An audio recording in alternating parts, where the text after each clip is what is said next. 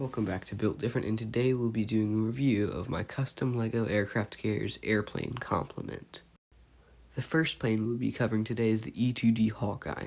The E-2D Hawkeye is an AWACS craft used by the Navy for reconnaissance.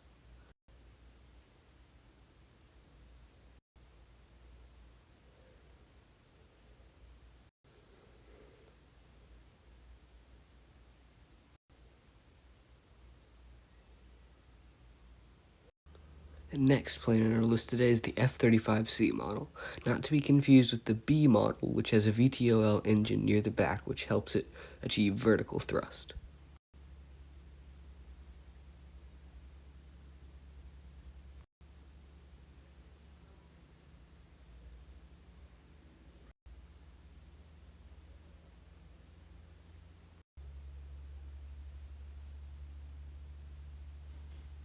The next plane we'll be doing today is the F-14.